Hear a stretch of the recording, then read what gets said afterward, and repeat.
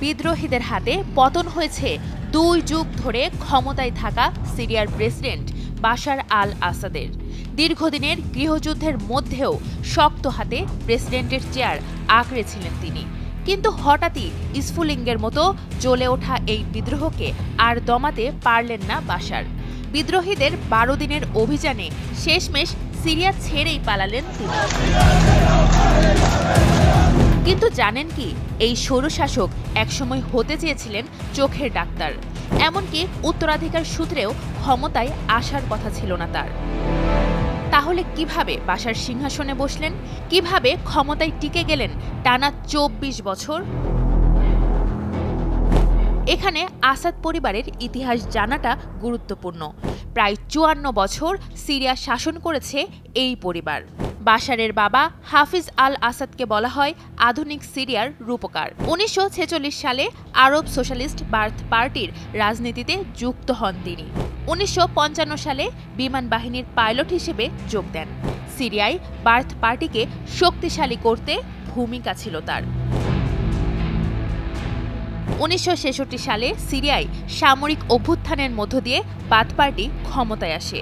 হাফিজ হন প্রতিরক্ষা মন্ত্রী। কিন্তু উচ্চাকাঙ্ক্ষী হাফিজ নিজের রাজনৈতিক গুরু ও সিরিয়ার নেতা সালাহ আল জাদিদকে সরাতে 1970 সালে এক অভ্যুত্থান ঘটান। পরের বছরই 1971 সালে সিরিয়ার প্রেসিডেন্টের দায়িত্ব নেন হাফিজ।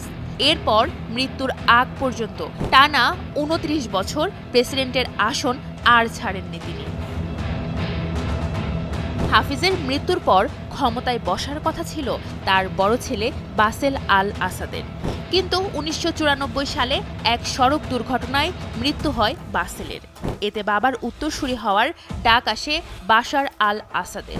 সে সময় বাশার যুক্তরাজ্যের লন্ডনে চক্ষু বিজ্ঞানে উচ্চতর পড়াশোনা করছিলেন। কিন্তু বাবার নির্দেশে তাকে দেশে ফিরতে হয়। এরপর নতুন করে পড়াশোনা শুরু করেন সিরিয়ায়। তবে এবার সামরিক ও রাজনৈতিক বিষয়ে হাতে কলমে জ্ঞানার্জন করতে থাকেন তিনি। 2000 সালে বাবার মৃত্যুর পর মাত্র 34 বছর বয়সে দেশের শাসনভার কাঁধে তুলে নেন বাশার। এরপর 2007 সালের প্রেসিডেন্ট নির্বাচনে পুনর্নির্বাচিত হন তিনি।